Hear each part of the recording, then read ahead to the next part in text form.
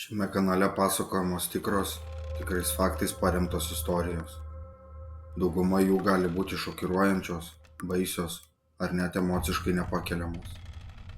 Jos skirtos tik morbidinį smalsumą turintiems žiūrovams, siekiant pažinti tamsiąją žmonijos pusę, o ne ją propaguoti. Autorius šio turiniu nesiekia skatinti smurto, žiaurumo ar neapykantos. Šis video nerekomenduojamas mažiau nei 18 metų turintiems bei silpnų nervų žiūrovams, kadangi jame bus rodoma medžiaga, galinti šokiruoti ar sukrėsti. Jei vertinate autoriaus darbą, paspauskite patinka. Jei norite palaikyti kanalą, palikite atsiliepimą komentaruose bei sekite naujas istorijas. Visi šaltiniai ir naudota medžiaga šiai istorijai bus nurodyta video gale. Danny Harold Rowling gimė 1954 metais, gegužės 26 dieną, Šrifporte, Luizianos valstijoje, Jameso Haroldo Rowlingo ir Klaudijos Beatričės šeimoje, kur buvo antras jų sūnus. Jamesas buvo Korėjos karo veteranas ir Šrifporto policijos pareigūnas. Jis dažnai mušdavo abu savo vaikus, tačiau didžioji dalis tekdavo Danny, kuriam jis kartodavo, jog jis yra nepageidaujamas jų vaikas. Kartą Jamesas surakino Danny antrankiais bei liepė savo kolegoms jį įsivežti, sakydamas, kad jam gėda turėti tokį sūnų. Paauglystėje Danny kelis kartus buvo areštuotas už plėšimus Džordžijoje ir Alabamoje. Taip pat jis buvo sučiuptas šnipinėjantis persirenginėjančią moterį. Suaugus jam buvo sunku integruotis į visuomenę ir išlaikyti nuolatinį darbą. Vienu metu jis dirbo padavėjų Pančios restorane. Danny buvo prisijungęs prie sekmininkų bažnyčios ir kurį laiką teigė esą atradęs Dievą. Ten jis susipažino su savo būsima žmona, tačiau santuoka ilgai netruko, kadangi anot Danny jį užvaldė šėtonas.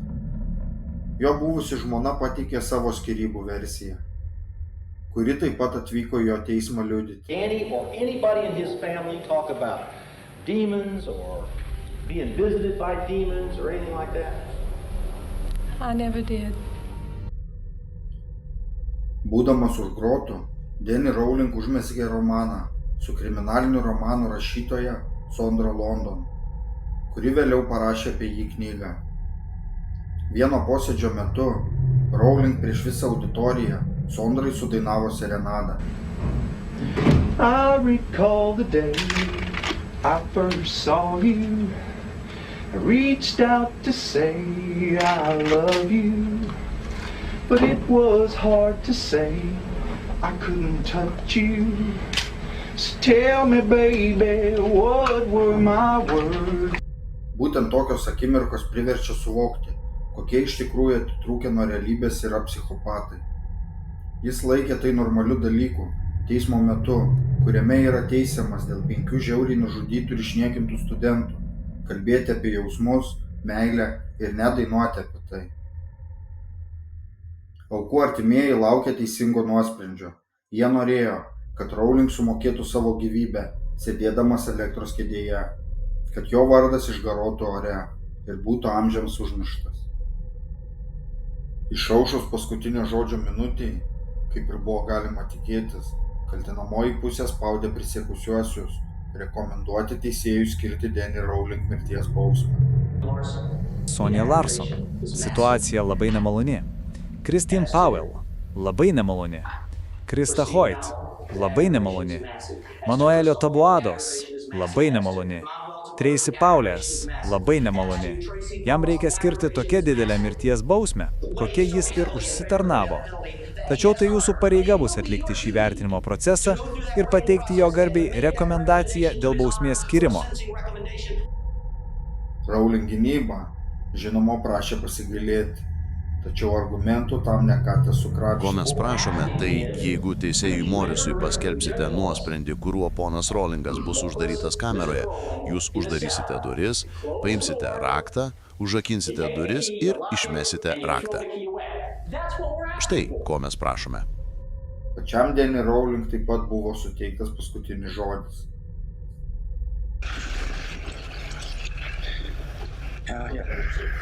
Taip, ponė. Jūsų kilnybe, norėčiau daug ką pasakyti apie mūsų pasaulį, savo įsitikinimus ir žmogaus likimą. Tačiau jaučiu, kad viską, ką galėčiau pasakyti šią akimirką, nustelbia mano sukeltos kančios. Visa širdimi gailėsi to, ką padarė mano ranka, nes pasiėmiau tai, ko negaliu gražinti. Jei tik galėčiau atlenkti to nesenstančio laikrodžio rodyklės ir pakeisti praeitį. Deja, aš nesu laiko saugotojas. Esu tik maža istorijos dalis ir žmonijos nuopuolio palikimas. Atsiprašau, jūsų kilnybe. Prisiekusieji Denny Rowling byloje ilgai neužtruko. Jau po kelių valandų svarstymo grįžo su vienbalsiu verdiktu. Tiksliau vienbalsia rekomendacija teisėjui – pabaigti su Denny Rowling. Dėl pirmojo kaltinamojo akto punkto Kristinos Powell pirmojo laipsnio žmogžudystės prisiekusiųjų dauguma 12 balsų prieš 0 pataria ir rekomenduoja teismui skirti mirties bausmę Danny Harold Rowling. Dėl antrojo kaltinamojo akto punkto Sonios Larson pirmojo laipsnio žmogžudystės prisiekusiųjų dauguma 12 balsų prieš 0 pataria ir rekomenduoja teismui skirti mirties bausmę Danny Harold Rowling. Dėl trečiojo kaltinamojo akto punkto Kristos Hoyt pirmojo laipsnio žmogžudystės prisiekusiųjų dauguma 12 balsų prieš 0. Jis jau prisipažino esąs serijinis žudikas, atsakingas už 5 žiauriai nužudytų studentų gyvybės. Dabar laikas sužinoti jo likimą. Į nuosprendį Danny Harold Rowling buvo atvežta su neperšaunama liemene. Buvo baiminamasi dėl jo gyvybės. 1994 m. balandžio 20 d. Danny Harold Rowling buvo nuteistas mirties bausme. Laukdamas mirties bausmės Floridos kalėjime, jis prisipažino įvykdęs trigubą žmogžudystę Shrevporte, tačiau už ją nebuvo teisiamas. Aukų artimieji troško kuo greitesnio mirties bausmės įvykdymo, tačiau jų apmaudui lemtinga diena išaušo tik po kiek daugiau nei 16 metų, skaičiuojant nuo jų vaikų mirties. 2006 m. spalio 25 d. Danny Rowling Floridos valstijos kalėjime buvo suleista mirtina injekcija. Suteikus jam paskutinį žodį, Danny aukų artimiesiems, tyrime dalyvavusiems asmenims bei visiems susirinkusiems, žiūrėdamas tiesiai į akis sudainavo dainą. Kodėl Gainesvilio skerdikas pasuko tokiu keliu?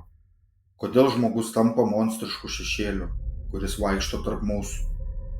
Kai kurie psichologai teigia, jog jo smurtas tai ilgametės vaikystės traumos, žiauraus tėvo smurto bei nuolatinės baimės pasekmės.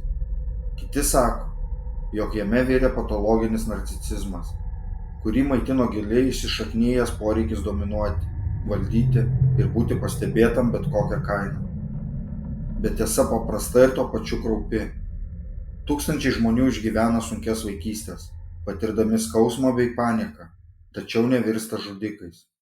Jis pasirinko savo kelią, pasirinko terorą, kančią, pasirinko paversti nekaltą gyvybę tik savo sadistinio pasaulio dekoracija.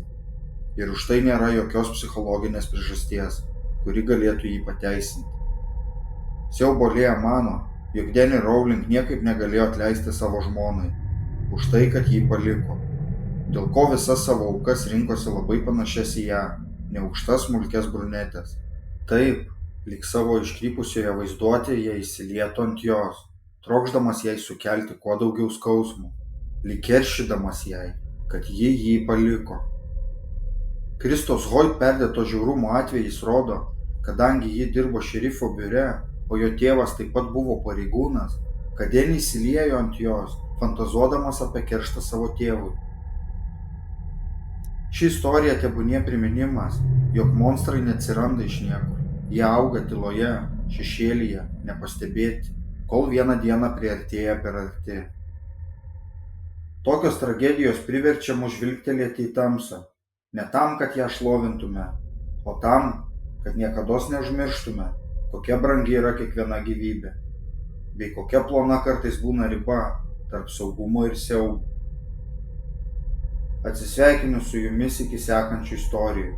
Likite sveiki, bei rūpinkitės vieni kitu.